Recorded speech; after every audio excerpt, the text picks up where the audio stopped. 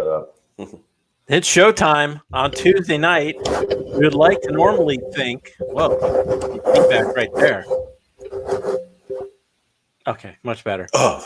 We'd like to normally think that we are beginning the next week or week 13. But actually, we haven't even finished week 12 yet, but we're going to move forward as if it's week 13 so we can talk about who to pick up, who to drop. I know that in a lot of the formats, the waivers are going to be continued until after the game tomorrow night. So we're going to talk about it all tonight. We're going to be taking your questions. We're going to be giving you our waiver pickup suggestions. But first, hellos from the crew. I'm the commish. We've got Cyclop 2020. How you guys doing? Hey man, it's playoff time. I mean, or getting there. So things are heating up in the leagues. It's exciting, fun being in the race, being in the hunt. So I'm good. I'm having a good time. I'm enjoying it. I love this time of the year with fantasy football. You know, in our league, which is now, what did we decide, 30 years old? You know, so it's always nice to make the playoffs. Obviously, that's step number one. And I can say that 2 out of the 3 people on this show right now are already in the playoffs. And 1 is in the hunt, and all he has to do is win to get in. And yes, that's probably why he is not in the playoffs yet, because he was doing a lot of that. Well, that's why I'm blind.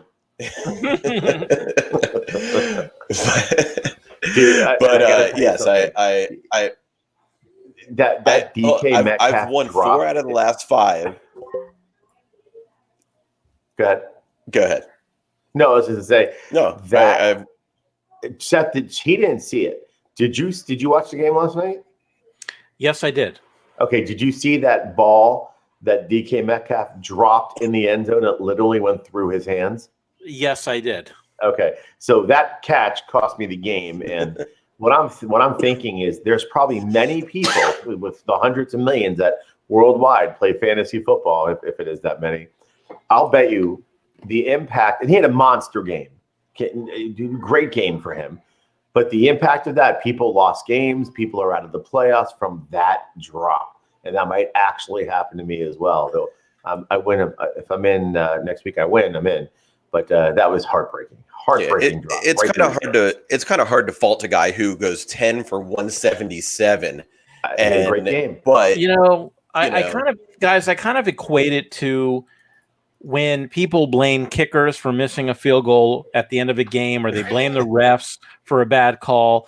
The point is, if the rest of your team was better, you wouldn't have to rely on Metcalf getting that last touchdown. Well, hold on a second. That's not necessarily No, I'm true. talking about hold on. I'm talking about in general terms. Right. I'm not talking about your team last night. I'm talking about in general terms. You can't just put it on one guy on one play in one game. It's not. I agree. It's not an assignment of blame. I'm just talking about the gravity of it, the impact of it. Right. Sure. When it's your last player going, and you need those amount of points on a Monday night. Right? Yeah. I mean, and I had 135 points. I was like the second or third highest scoring team for the week. But Dan went off. He had Derrick Henry. He had players that went. You had Derrick Henry. He had players that went off and went ridiculous. But I'm just saying I love looking at a play and saying that play just cost someone entrance into the playoffs. Except when it's you. Right, yeah.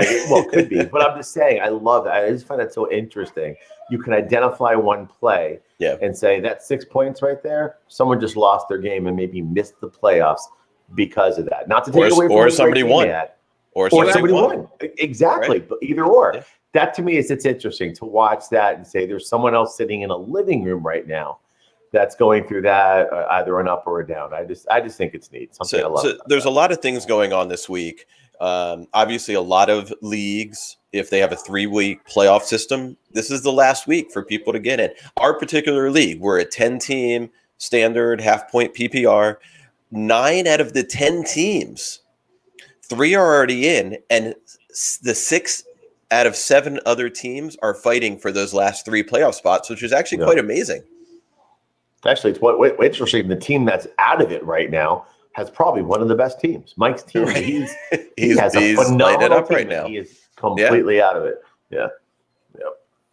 All right. So, well, for the record, you scored the 5th most out of 10 yesterday. So don't get all excited. Yes, but it's okay. I understand your point. Nerd point check. What a nerd. Of course I checked. It's right in front of me. I've got my whole database in front of me. I know Go on with the everything. show. We don't need you to fact check everything. What is it, CNN? I am so fact checking you. All right, here we go. We are going to start off the night by talking about waivers, who to pick up, and what positions moving in. We're starting to get ready for the playoffs, guys. And if anybody out there wants any suggestions on who to pick up, you have questions about maybe some trades that are happening. You even want to tell some of your sob stories about possibly, DK Metcalf not catching a ball, whatever it is. Give us a call, 772-800-BUZZ or 2899, or you can always comment in Facebook Live or YouTube Live, and we will answer it live on the air. And what we're going to do is we're going to talk about waivers. We're going to jump right into quarterback. Well, that would be me then. There you go. Let's go to my handy dandy notes on quarterbacks this week. So, there we go. So this is not, and I got to clean up. This is not necessarily in order. And again, this is going to be based on players that are readily available, matchups that I like, and just performance all around. And our first one is Mr. Fitzmagic is back. Tua is injured. He's going to be on the shelf for what it looks like a couple weeks. And Fitzpatrick came in last week against, he didn't necessarily light it up. First of all, he's available nearly everywhere. 20% owned in Yahoo, 22% owned in ESPN. And last week against the Jets are hapless, but their defense is a little better than people give credit for. And he did okay, though. It wasn't phenomenal, but it was a pretty efficient 24 completions, 257 yards, and 2 touchdowns. But he's going against Cincinnati, who is going to have, a lot of 3-and-outs. Brandon Allen wasn't horrible, but the bottom line, it's against Cincinnati. And this is a game where Tua should get you close to 300 yards, maybe 2 or 3 touchdowns. Before he was benched for Tua, the 2 games previous, he had 3 touchdowns each and put up some nice yards against a good San Francisco team. So I like Fitzmagic this week against Cincinnati. I think he's got a real nice shot, putting up a few 200-300 yards, 250-300 yards, and a few touchdowns. That's if he plays. What's that? Have they committed to Fitzpatrick for this weekend yet? No. Well, they said, right. I heard I had read that Tua is going to miss multiple weeks. That was the last thing I read about Tua. I don't know when you read that. The last thing I read was about an hour ago, where the thought is that he will return for week 13. It's not a given. It's not automatic. Right. But that brings up a good question.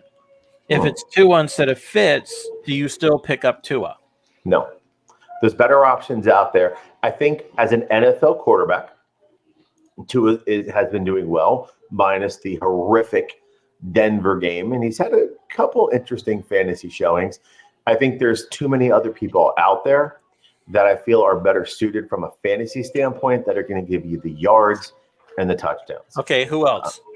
So my next pick is Phillip Rivers, who's quietly having a very good season, and he's widely available, only owned in 33% of Yahoo leagues, only 13% of ESPN leagues.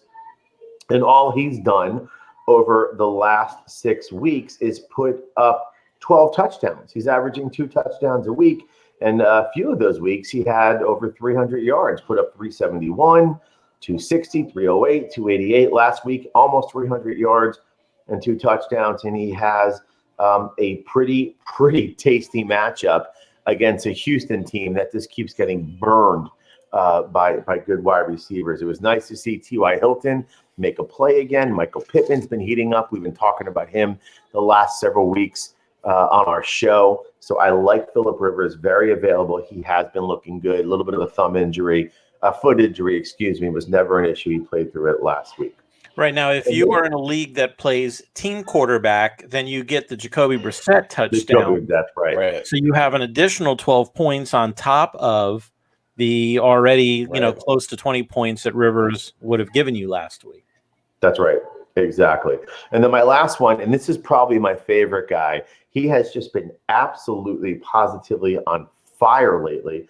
And that's Kirk Cousins. Blowing my mind. He's only 20% owned and ESPN, and all this guy has done over the last 4 weeks is average 3 touchdowns a week. 3 touchdowns last week against Carolina, 3 against Dallas, 2 against a pretty stingy Chicago defense, and another 3 against Detroit. And his last 2 weeks, he went over 300 yards with those 3 touchdowns. Justin Jefferson is playing lights out. He's becoming a favorite target. They might get Adam Thielen back, and they're going against a hapless Jacksonville Jaguars team. So I love Kirk Cousins as another healthy pickup. And if I was going to rank it, it would be Cousins, Phillip Rivers, and then Fitzmagic if Tua, in fact, isn't playing. And I guess the last thing I read and hadn't seen any news since was that Tua was going to miss multiple weeks. That was about 3-4 days ago. So forgive me for not staying up on that, but that is going to round out our waiver wire pickups for quarterback. Okay, so we're going to move on to running backs. But in the meantime, if anybody has any questions or comments, give us a call at 772-800-BUZZ, or feel free to comment in Facebook Live or YouTube Live, and we will get right back to you.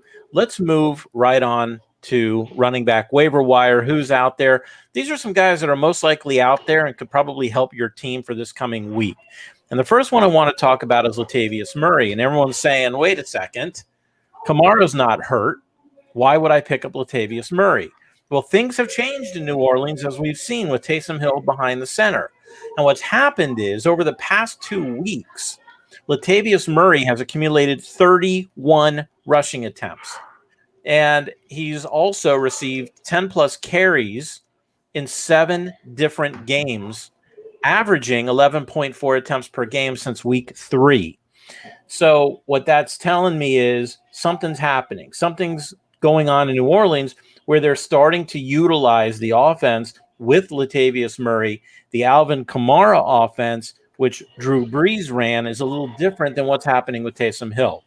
So obviously, if you have Kamara, grab Murray. Even if you don't have Kamara and you need somebody, Latavius Murray is going to get his carries. He's going to get his points. Somebody you could pick up. Well, here's a question for you, Kamish, and I'm actually curious, and I think a lot of people that have Kamara already have Murray to lock down that backfield. If you have both, who do you start? Do you really bench Kamara? No, you always start Kamara. The funny thing is, like I said, Murray's had 31 attempts. Kamara's had 24 and just 3 targets since week 11 as far as passing. So if you have Kamara, I would be concerned, but I'm not about to bench the guy who's probably number 2 or 3 in running back fantasy points this year. And who knows, if this trend is going to continue. I just found it a very interesting trend in what's happening with the Taysom Hill offense versus the Drew Brees offense.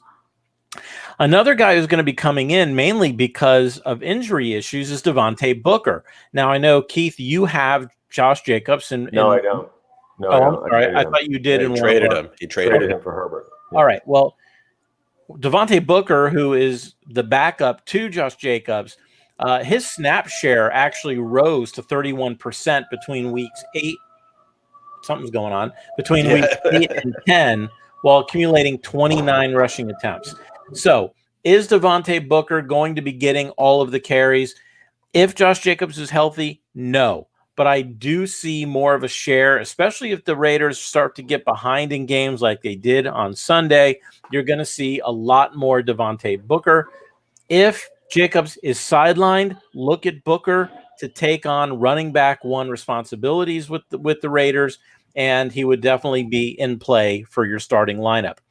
Cam Akers, I've been saying this since day one to stay away from the Los Angeles Rams running backs, because you never know from week to week if it's going to be Brown, if it's going to be Henderson, if it's going to be Akers. I know, Brad, you had a lot of hope for Akers. A lot of people did, and a lot of people drafted the guy. But what happened, what we saw last week, was the 61-yard run against San Francisco, but he only got 84 total yards, but he did score his first touchdown. And hopefully now Sean McVay is looking at this, triumvirate of running backs and says, you know what, let's just take this rookie and ride with him and go with Cam Akers. Again, by this point, all of the good running backs are probably gone. But these are guys to start considering stashing away for playoff purposes. And then finally, handcuffs, right? If you have the ability to pick up Madison or Pollard, do it at this point. We saw Cook go down, and I know a lot of people held their collective breath wondering if Dalvin Cook was going to be hurt for the rest of the season. And if they were, everyone starts checking to see if Madison's available. Check now. Also check to see if Pollard is available because he's looking better than Ezekiel Elliott at this point. And who knows what's going to happen in Dallas. You know, I know they're paying him so much money, but do they want to risk? Or are they just going to shelve him now that Dak's gone? They have no hope for anything and maybe just start running Pollard. So if Madison or Pollard are there and you have the ability and space to do it, grab them. All right. So with that, we're going to go to wide receivers. Yeah. So, you know, the running backs are so funny this year. It's just this constant like roll of different people. The whole Akers and Brown and Henderson thing is just a complete nightmare. And you just want to go up to and like shake McVay and be like, just decide already and pick one and go with it. We don't care who, just somebody. But yeah, it's just very frustrating if you have any of those running backs. So wide receivers. So I have a total of 6 here. And there's some deeper ones and some kind of obvious ones. Let's start with Keke Coutee. Obviously, we know that Fuller, as we just discussed before, out for the rest of the year. This is a nice pickup. You have Randall Cobb, who's on the IR. You have Fuller, who's now out. So basically, they only have 2 healthy wide receivers on that roster right now, which is Cooks and Coutee. They let go of Kenny Stills, but I've heard rumors that they're going to try to bring him back. But this puts Coutee in a really nice position to pick up a bunch of targets. So he is only 1% rostered in leagues. He is available. Go out and get him. You know, I think Kenny Stills should demand double pay at this point. They let him go so that he could join another team that could use him for the playoffs. At least that's the word that came out. Right. And then if they want him back, he better demand a lot of money. But I'll tell you, between him and Roby, between Fuller and now Roby being suspended and being out, I'm liking the chances that the Dolphins have of grabbing that Houston Texans draft pick, and hopefully this will affect them. Yeah, hopefully. Exactly. Yeah. And we saw Watson and Fuller go off this week, and probably, you know, we in our league they were stacked on a team, and that team just blew up this week. Well, not only does that, obviously Fuller's gone, but that hurts Watson. Big time. So that you know, we'll see what happens there. Anyway, next is Hunter Renfrow for the Raiders. He goes 7 for 73. He has the Jets in week 13. He had 9 targets in the game. Now, yeah, they were behind. They were throwing. But he just seems to be, you know, it kind of goes, 1 week it's Darren Waller. 1 week it's Nelson Aguilar. 1 week it's Hunter Renfrow. So it's different players each week. But we've seen the running game struggle a bit. We've seen it do really well, and we've seen it struggle. But, you know, anybody who's getting 9 targets in a game and you need a wide receiver, it's a good player to go after. Jarvis Landry, he is 76% rostered in leagues, which means 25% of leagues, he's still out there. He hadn't had more than 5 catches in a game up to this week. He had some larger targets. He had 11 targets and 9 targets. This week, he gets 11 targets, 8 catches for 143 and a touchdown. So is that, you know, turning around? Is it finally time that he's going to be targeted more, or is it just a one-off? They're not playing Jacksonville every week. True. Which is something to keep in mind. You know, the week before against Philly, who doesn't have a great defense, 3.6 points. The week before against Houston, 4.4. Then then against Vegas, 7.2. I get it, but week 13, Tennessee, then you have Baltimore, and then if you're in the playoffs, you have the Giants and the Jets. Right. So it does make for a potential nice stash if you don't need them, but maybe you're looking at it for the playoff for the playoffs. What I found interesting with Landry when you mentioned that he's on 75% of the rosters, but he's only starting on 24% Right. of them. Yeah. Landry, by his name alone, is getting picked up, right? But when Well, he was push probably comes to shove, drafted. people are not. He was probably drafted, but people are not ready to start him because he hasn't been consistent. No, he's not trustworthy. But you He's do not make a good trustworthy point. right now. No. Right. Yeah. I looked at this as kind of a stash. If you don't have him, or you could maybe try to trade for him or something, just for those weeks 15 and 16, if you are in the playoffs, to keep an eye on that. Okay. Then we go to T.Y. Hilton. All of us, he's only 40% rostered because he's probably been on and off people's rosters all year. He seems to be healthy right now. They have a very favorable December schedule, which makes him a potential pickup. Obviously, he was underperforming most of the season. He goes I believe it was 4 for 81, gets a touchdown.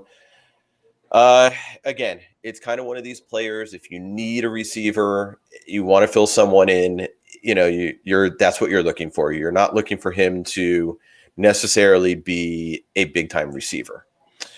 Can I ask you a question? Is there one guy, because T.Y. Hilton is my guy, is there one guy that you wouldn't touch at this point, regardless? And we're talking about even moving into next year. Like, is there a guy that has performed well in the past that you wouldn't touch, draft, pick up for any reason whatsoever? Because to me, it's T.Y. Hilton, because I've been burned too many times. I've had him, and I've been burned by him too. What did you say? I said AJ Green. Well, I mean, he was out last year. He had now, especially with their backup quarterback in there. He wasn't. I don't even think he was targeted in the last game. I just think his best days are behind him. Yeah, I think he's done. I don't know. I'd have to think about. Okay, you don't have to give me an answer. I'd have to think about it, but yeah, they're like going into the season for me. It was Juju. Now he's performed much better second half of the season. He didn't do much in the first half, but he's been doing much better. Yeah. Does he go on my? Does he come off my do not draft list? I don't know. I'd have to kind of. All right, I'm sorry. I didn't mean to sidetrack you. Okay, go ahead. All right, I got a couple more. I got Brashard Perryman. He's only about 10 to 12% rostered. 8 targets, 79 yards. He just seems to have that ability for that long, 60, 70-yard touchdown catch, kind of like an A.J. Brown. He kind of reminds me of a little bit. Obviously not as consistent as Brown, but he has that. He does have the Raiders and the Seahawks coming up. So it's 2 very nice defensive backfields to pass on. Now I know it's the Jets, and you're always kind of, it's a coin flip when you're talking about the Jets, but it does give a couple nice matchups for him there. And my last one this is going deep, and it's Gabriel Davis. John Brown's on the IR. Davis was in on 96% of the offensive plays over the past couple weeks. He's got 17 targets over the last 3 games, and you take Brown out of there and you put him in, he's going to get targets. So those are my 6 wide receivers to target, no pun intended, coming up here for week 13 and or potential stashes. All right, so let's run through tight ends real quick. Who are we starting on the tight end front? Yeah, I mean, tight ends, my God, it has just been a bounty of nothing, if you will. I mean, basically, you've got Travis Kelce as the most reliable tight end in football. And then after that, the fall off is absolutely ridiculous. Before last night, I found the stat very interesting. Before DK Metcalf put up massive yards last night, the number 1 and number 2 players receiving yards in the NFL this year are Tyreek Hill, and then second was Travis Kelce. That's crazy. That was very interesting. Yeah, it's crazy. Both on the same team. And that just speaks to how good Patrick Mahomes is playing. All right, but let's talk about tight ends and some people that are available out there. Trey Burton. I mean, this guy is not rostered anywhere. Yahoo, he's owned 19%. In ESPN, he's only owned 6%. And all this guy's done in the last 4 weeks is get 26 targets. So he's getting a lot of looks from Phillip Rivers. Phillip Rivers always has had an affinity for throwing balls down the middle to the tight end. He's always done that with Gates and then Hunter Henry. And I'll tell you, he's been very efficient. Last week, 5 targets, 5 grabs, not a ton of yards, only 24 yards. Week before as well, again, not a ton of yards, but he did get a touchdown. But what I like is he's at Baltimore this week, which sounds challenging to deal with, but I think what's going to happen is you're going to see some of the field, the middle of the field open up as the outside receivers are covered. I think he can get another 5, 6, 7 targets. He's averaging that. And then he gets Cincinnati, San Francisco, and Philadelphia for the playoffs. So Trey Burton, someone to target. He's becoming a favorite target for Phillip Rivers. Dalton Schultz, I can't believe how available this guy still is. With Dalton coming back in, he's throwing the ball fairly decently. He's always liked the tight end as well. And Schultz is available in over 70%, and in Yahoo over almost 80% of all leagues. And what has he done over the last 4 weeks? He's had here's another one with 26 targets. Had a touchdown 2 weeks ago, which is always very nice, of course. Not getting a ton of yards, but he's got very interesting lead. Wait a minute, feels like he's got Baltimore, Cincy, and San Fran as well. Actually, that looks like the wrong stat there. I don't know. Did I lose you? I think he froze up. Okay. All right. Well, while we're trying to get him unfrozen, we do have a comment here or a question. Was the workload we saw for Chris Carson and Raheem Mostert in their returns the new normal, or were they being eased back in? I'll let you take that one right. Yeah, you're dealing, the problem is with Pete Carroll, you're dealing with a coach who you never know from week to week what he's thinking. And what he tells the press and what he actually does are usually two different things. But I will tell you this, and we saw this in the game last night. There's no doubt in anyone's mind that Chris Carson is the better runner between he and Carlos Hyde. There's no doubt about it. He's got the power. He's got the speed. I think they were easing him in. There's been no indication otherwise. We know that during the season, obviously Carson was getting the lion's share. I think at this point, we saw only 8 carries last night. Before he got hurt, he was getting 17 carries, 14 carries, 16 carries. So I think they were just easing him in. I do expect against the Giants, against the Jets, against the football team and the Raiders, moving forward, I think you're going to start seeing more and more and more of Chris Carson as long as he stays healthy. As far as Mostert goes, though, go ahead. Yeah, I can take Mostert because I had traded for Mostert while he was on the IR, and I got to start him this week. And in that first quarter, and all of a sudden he had a couple nice runs, and he scores that touchdown. And I'm like, yes, this is going to be a great day for Mostert. And that was about it. They kind of, he was in and out for the rest of the game. So I think, Mostert is the most talented running back there. They have Tevin Coleman, who didn't play this week. They had Jeff Wilson in there.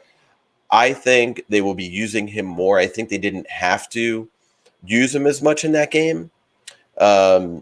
So they were able to kind of ease him back in, but I think you'll see him getting a lion's share of the. Can we be honest for a second? He did have 16 carries, but he only had a 2.7 per yard average. Well, it was also against the Rams. No, I understand that, but I know it's going to be matchup dependent, right?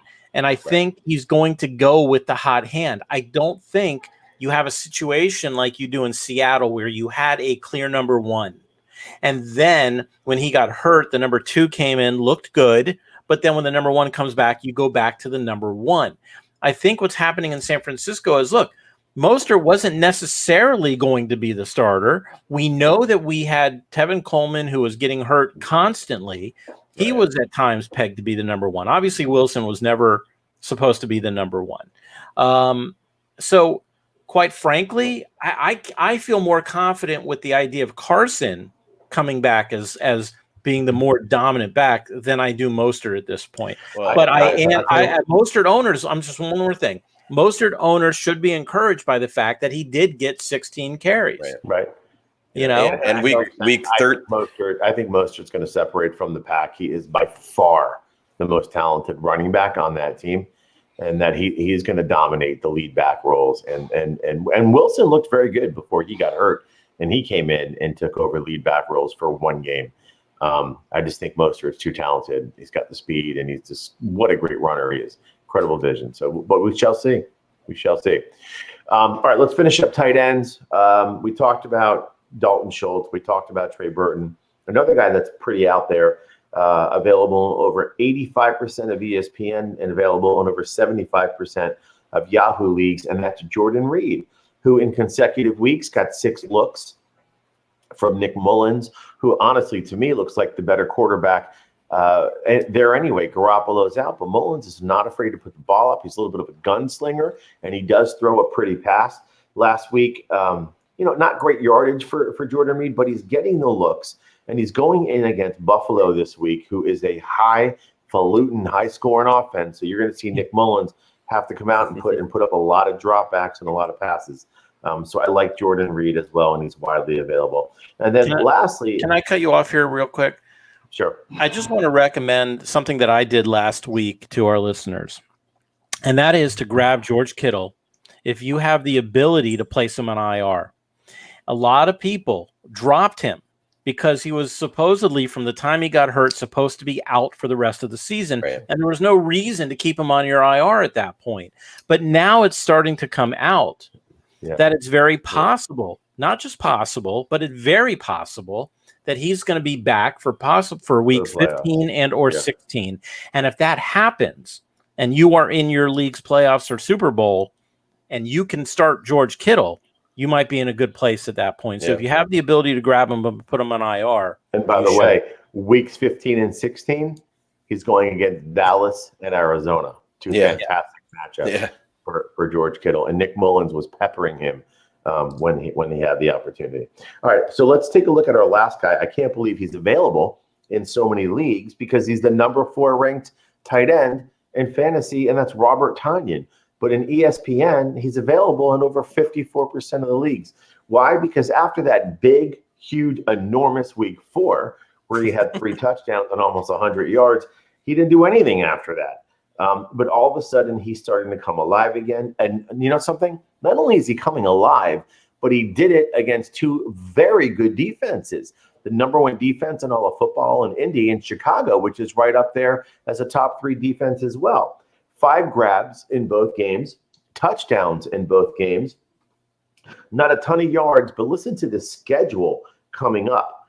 And I mean, this is from now until and throughout the playoffs. And Aaron Rodgers is absolutely on fire right now. He gets Philadelphia week 13, then he's at Detroit, then Carolina, and to go into the Super Bowl, the very, very porous Tennessee secondary. So pick up Robert Tonyan. He's available surprisingly in a lot of ESPN leagues as well as Yahoo, and he should be a nice grab at tight end. That's going to round out tight ends.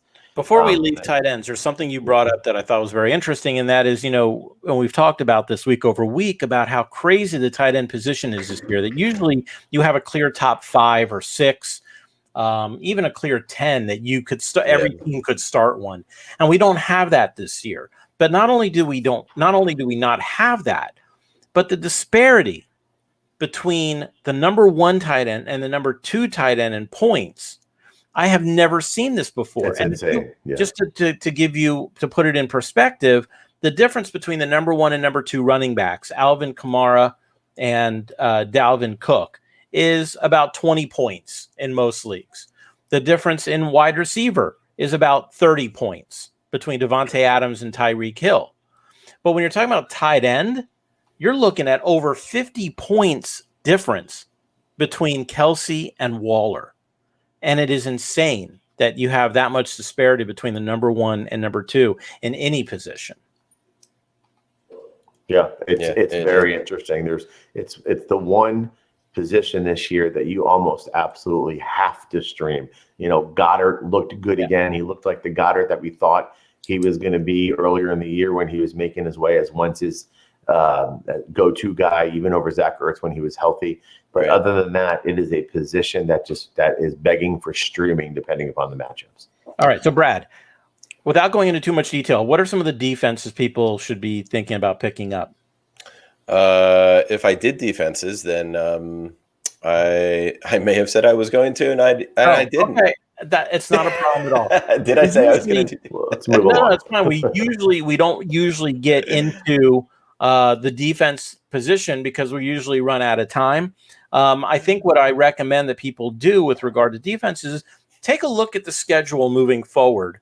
And for those of you who are in the playoffs, look at who teams are going to be playing in weeks 15 and 16. Look, I got burned by picking up Cleveland. I started in this past week thinking that they were going to roll over Jacksonville with a backup quarterback, and they ended up getting 1 point. So you just never know. It's not a given. It's not automatic. Obviously, if you have Pittsburgh, if you have one of your top defenses, you have the Rams, obviously stick with them regardless of what the schedules look like. I mean, yeah, as far as defenses, and you have to look at who's available. Like I literally looked today because I have Philadelphia, who's not great, and I've had them all year, and I plug and play them. But like this week, I picked up Houston. They played Thursday. They had a defensive touchdown. Yep. Had nice, in our league, 17 points. It's a really nice day for a defense. After an early touchdown, you're thinking, oh, it's going to be really good, and it was against Detroit. But Detroit ended up scoring some point. It was Detroit, right? Houston, Detroit, yeah. And but still, 17 points was great. So you just look at weekly matchups and see what you can get. Yeah, it's one of those weird positions. We're looking at Indy. They've been playing at an elite level. I think they're the number one defense in football. They just got lit up. And Seattle, who is actually breaking records as the worst pass defense in the league, actually had a very good week against the Eagles because they get sacked so much, and they they look terrible. Yeah, exactly. I mean, they showed at least 3 times where Goddard was wide open down the seam, and he didn't even look that way. Yeah. So it's a shame. All right, so let's do this. I know, Brad, you had suggested that we each pick a topic to talk about. I'm curious which one you wanted to discuss first. Okay, so my topic that I was thinking about is vultures. Okay, It seems that we're getting more and more into several teams that have running quarterbacks, gadget quarterbacks, Jacoby Brissett, as you brought up before. So mine is talking about vultures and how you look at that and how you start to value your players. All right, Alvin Kamara, is a perfect instance. You're looking at his year. He's got 12 touchdowns. That's great for going into week 13. That's amazing. He's got 8 running and 4 receiving. But Taysom Hill has 5 rushing touchdowns and almost 300 yards rushing. He's got 54 rushes for 279 yards. Now you take that and add that. Alvin Kamara hasn't hit 100 yards rushing this year. Now we know he makes his money in the receiving game, right? But if you take those yards, and now of course Latavius Murray is eating into that. I don't know if I'd call him the vulture more, as much as Taysom Hill. But you take a player like that. A few other ones. Kyler Murray. He's got 19 passing touchdowns, and 10 rushing touchdowns. Now Drake has 7 touchdowns. Drake's only missed 1 game. But you take even half of those, and all of a sudden Drake has 12 touchdowns. That's 1 a week. That's a much more valued running back. So, and I'm going to give you a couple more instances. Obviously, Allen in Buffalo, he's got 81 rushes for 311 yards. It basically makes those 2 running backs they have there, Singletary and Moss, non-existent. And he's got 6 rushing touchdowns. That's more than both those guys combined. Singletary and Moss have a total of 4 rushing touchdowns this year. Well, what I find interesting with that, and we're talking about vultures, I know you're talking about quarterback vulturing from running backs, but you also have the running backs vulturing from other running backs. And, Singletary was supposed to be the guy going into Buffalo this year. They they drafted Zach Moss. People maybe thought he would be the future after Singletary, but within the red zone, right? Singletary only has 13 carries. Moss has 16. So there's a definite vulturing going on, in that running back position as well. But go ahead. Yeah, and I was just looking at quarterbacks. or Right. so Brissett has Right. 3 touchdowns over the last 3 games, 2 in one game and 1 in another. So you take those running backs, Hines or Wilkins. Yep. Wilkins, I believe, only has 1 touchdown all year, or none. I think he has 1. But you just start having to think for the rest of this year and going into next year how you draft players. Cam Newton. Yeah, Cam Newton has the most amount of carries in the red zone of any quarterback in the NFL this year. He has 4 passing touchdowns, 9 rushing touchdowns. Insane. And they don't do pass. So there are other running backs, but Harris only has 2 touchdowns, and he's got 3 games over 100 yards, and he's got 2 touchdowns. Now he's only played in 8 games. But still, that's hard. It's hard not to get touchdowns when you're rushing for over 100 yards. But then, so it takes a player like Harris who is getting the yards, but even if you give him 3 or 4 touchdowns there, it makes him much more valuable. But you wouldn't want to look at him, because he's not getting the touchdowns, because Right. Cam Newton gets all. So, yeah, and there's wide receivers that vulture touchdowns. Well, Carson Wentz has 5 touchdowns rushing as well. And I know that and 17 fumbles. We know that Right. hurt for a while. Yeah. But go ahead. I'm sorry. No, and that's kind of my list of I had Latavius Murray on here because he's got a couple touchdowns recently and 12 and 19 carries over the past couple games. So he's vulturing that from Kamara, and Kamara owners going into the playoffs right now have to be not knowing what to do. What do you do with a guy like that? But look, Right. Jamal Williams, if we're not, we're talking about red zone carries, right? Aaron Jones has 23 red zone carries. And Jamal Williams has 19. So, we can talk about what they turned into, right? So Aaron Jones has 5 touchdowns, and Murray has, I think, 2 or 3. But the point is that they have the opportunity to score those touchdowns by having more carries. I'm sorry, not Murray. Jamal Williams right. has more carries in the red zone, or 19 compared to 23. So it just makes you try to evaluate certain players now, for the next 3 or 4 weeks and going into next year, how and what you look at when you are looking at certain players, like a Singletary who was supposed to, have you thought was going to have a good year. An okay year, right? It's probably one of the last starting running backs that somebody drafted, but or the first one of the last non-running back by committee running backs, I should say. Right. Yeah, I mean, the Dalvin Cooks and the Josh Jacobs. They're getting the true bell cow when Mixon it was healthy. He was really getting everything as well. Although not doing much. Even Henry, who there was a couple games there where they just wouldn't run from the 1 yard line. Everything. It was that's probably what prompted and helped you get that trade, because they were throwing it from the 1 yard line. And then all of a sudden, what do you have? 3 touchdowns last week and 350 yards. He only had a few points more than Gibson. Gibson, right. Mike ended up still more points in that trade than I did last week. All right, very good. What about you, Keith? What do you have?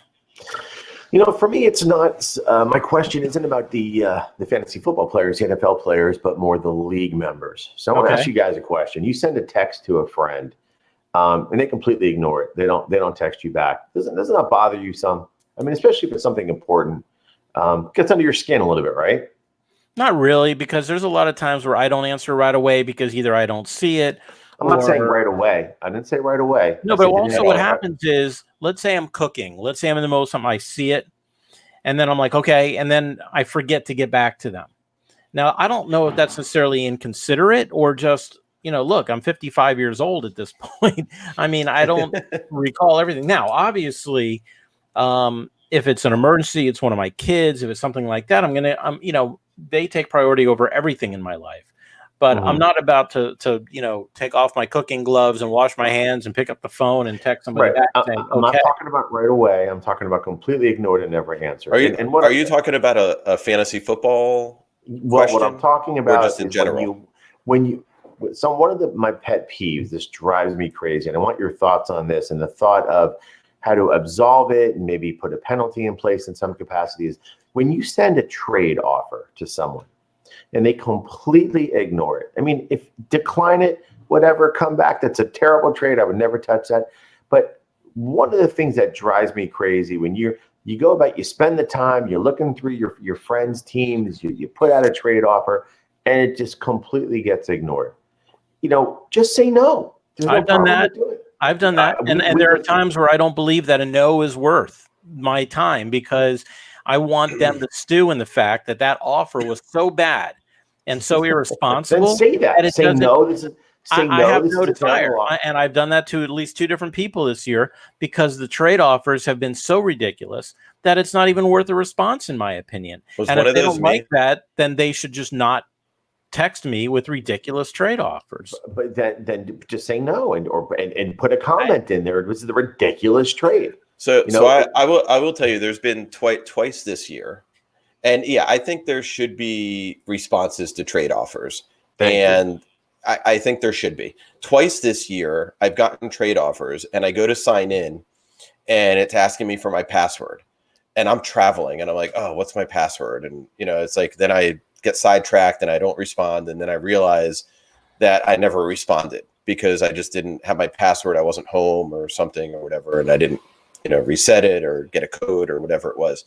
So I've been guilty of a couple times not responding to trades, but it wasn't really on a malicious type. That's a mistake. That's a mistake. Yeah. That's a different story than just. No, I intentionally do not respond. I understand. And that shit drives me crazy. I hate that. You know something? If someone's going through listen, everyone evaluates trades. Somebody's trying to take advantage of me. I am not going to respond. Now, if people have offered ones that I just don't want, then I will respond. You and I have had conversation. We've talked on the phone. We've texted, and there hasn't been a problem that I recall. But no, I'm not talking about you. I'm talking about other people that have texted me some of the most ridiculous trade offers. And the first thing that comes to my mind is, do you really think I'm that stupid? I don't. Let's hear one. Let's hear one. But Seth, something. You thought Jonathan Taylor for Carson Wentz was stupid and ridiculous. So all I'm saying is, what might be you can take a bad trade offer as offensive as. Do you really think I'm that bad of a fantasy football player that I'm stupid enough to consider that? Where it's just how certain players evaluate or value their own team and other players as well. So I understand what you're saying. I've had ridiculous trade offers, and I'm like, are you kidding? And it feels offensive. Like, are you kidding me? But then I reject it, and then I'll make a comment back. Like, seriously? Well, I think you froze up again with that ridiculous face. But I understand what. Oh man, that's classic right there. Can we screenshot that? See, I won't reject it anymore. I'll just hold up this picture. Yeah. Like, you want to try? We got to think. You know what? The person that can come up with the best meme for that picture wins a T-shirt. We will buy you a T-shirt and send it to you for your favorite team for the best meme. But what I want to do is I got something else I want to talk about. So we have Adam agreeing with me on this one. Oh, thanks, Adam. What did you agree with? I'm not sure what he exactly agrees with, but he agreed with me probably that you should respond to trades. I get it. If someone's taking the time to make a trade, unless it's something obviously that is just I've had a few. That's what I'm saying. I'm talking about the ones that are just so out there. Did I send you a ridiculous offer this year? Was one of them me? No, I don't think so. No, I get back to both of you. I was going through some medical stuff at one point, and Keith and I were in the middle of trading, and then I didn't get right back to him because I was still dealing with that. But that's not what I'm talking about. There's a few other people, and the fact that I've known everyone in our league for about 30 years, you kind of get an idea of their personalities and who they are. for Christ's sake, am I back? I want are to see the picture that you captured. Oh, we got it. Don't worry. Because that was very animated. And I'm sorry, I think Comcast is having issues in the neighborhood today. The All one I'm you pay saying extra is, for? look, what's that? The Did one I pay extra? I actually called them today to get this fixed. It's really frustrating. And Seth, I agree with you. Sometimes it can be very offensive when you get a ridiculous trade offer. That's when I send back a trade in response where I'm offering like my kicker for Alvin Kamara, and it's like a big FU. But I respond because it drives me nuts. It keeps things going. We want to keep it exciting, keep some movement. Trades are fun, but to not respond, even if it's you consider it a bad trade, maybe they didn't. I think there should be a penalty. I think if you don't respond to a trade offer, yes. Oh, come on. No, just listen to me. I'm not talking. One thing you can do is when you send a trade offer, also send that person a text and say, "Hey, sent you a trade. I've done that. Let me know what you think." I think if you don't respond to a trade offer in 2 days, you lose $5 something like that. You need to respond to trades. It's a common courtesy. Say no, big deal. Not a big deal to me. Burkhead for Keenan Allen was one of them, and I did not respond to that. And that, to me, there's no reason for me to respond to that. It's ridiculous, and I'm not going to. I'm not even. I just don't want to give it any validation, and I'm not going to get penalized for not responding to a ridiculous trade offer. If you were in my league and I was the commish, you would, because I'd put that rule into effect. Well, thank God you're not the commish. And I agree with you. That's a ridiculous trade offer. We tried that once, and I would never make that trade offer. But I'll put out some. Really. What was that? I think you still owe people money. Yeah. From when I was commissioner. Yeah. Hey, listen, I was going through a divorce that year and a move. Seriously. Okay. Did you respond to every text? All right, listen, I understand. Anyway, that's my topic. Your peeve is, I think there should be a penalty for sending ridiculous trade offers. So I think it can go both ways. So if you're going to waste my time, then you should get penalized for that. All right. So what, Commish? What is your topic that you'd like to? I want to know if you were dating one of these players, would you trust them to move on into the playoffs? Okay, you don't have to be dating them. My point is, are these players that you can trust moving into the playoffs? Okay. So you can say yes, no. You can even elaborate if you want, or it could just be a quick yes or no. It's completely up to you. But one of the ones we already talked about, which was Chris Carson, right? Because of sharing the carries with Carlos Hyde. Can you trust Chris Carson moving into the playoffs? I say yes. On your starting roster. I say yes as well. I think he was eased back in, and I think he's going to be the Chris Carson from a little bit earlier. I say yes. Okay, on the other side of the ball was Miles Sanders. Can you trust him on your starting roster moving into the playoffs? I listened to a lot of talk about Miles Sanders today, and as can you drop him if you need a spot somewhere where, and I don't think you could trust him. You're seeing Boston Scott in there. I agree. Boston Scott on passing downs. You saw Miles Sanders drop a couple balls. They just don't look good, and I just don't think you can trust them. No, that team is a mess. I agree. And it's not Miles Sanders' fault. Well, I mean, he also doesn't. Yeah, whoever's fault it is, right? Okay, what about Ronald Jones? Do you trust him in your starting lineup? And the reason I'm bringing up Ronald Jones is because there are people. Remember, he was sharing with Fournette at one point, and it seems that kind of timeshare has sort of stopped. And Ronald Jones, last week, he gets close to 17 points. Then the week before that, he only had 2 points. The week before that, he had 27. The week before that, he had 3. So if you're going to ask me in general, can you trust him? From week to week, you don't know which Ronald Jones you're going to get. I would say definitely not week 13. Because he's on bye. Yeah, but if you have somebody else, are you starting Ronald Jones or you just don't know what's going to happen with the Bucs. Are they going to have to turn to the pass? Are they going to try to run? It just, Ronald Jones, that one big week, the 24-point week, he had that, 90-yard touchdown run or whatever, however long that was. Aside from that, and then like the other day, he had a 35 or something yard catch and he ended up scoring on it. Other than that, I don't think he did a whole lot. I don't know. If I had somebody else, I would not trust him. But if I had to have him in there, you're just hoping for that touchdown to go along with whatever he gets. Okay, next, what about Clyde Edwards-Helaire? Absolutely not. I mean, he had 14 carries, 11 carries. He's playing Denver this week. But I understand what you're saying. If you have somebody better, then you would probably bench CEH at that point. What about Zeke? Both of us have owned him. Both of us traded No him. way. I owned them for about an hour. No. Right. He was a conduit. That was a great move on. Zeke is from almost that. droppable at this point.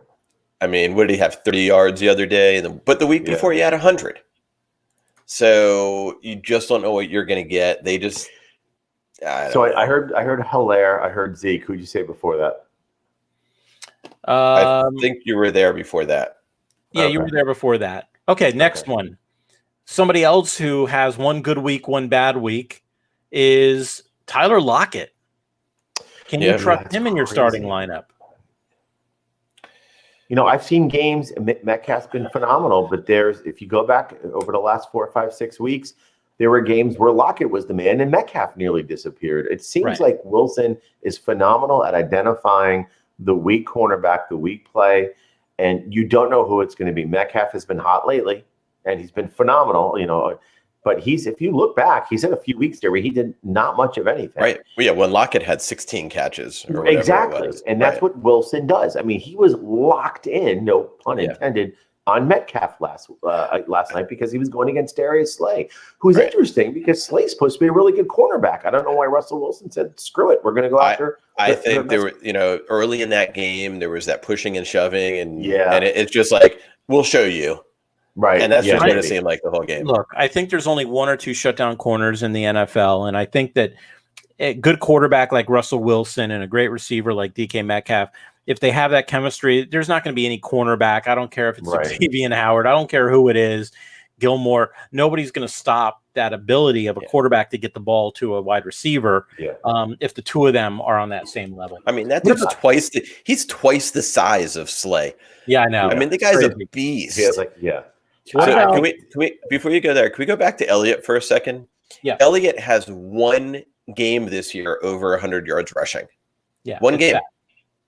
And he has a couple 90s and an 80, and then everything's like 60, 50, 40. And all his touchdowns were by week 5 rushing. He has one receiving one, which was against Minnesota in week 11. But other than that, he doesn't have a touch. I mean, you're right. He is almost droppable at this point.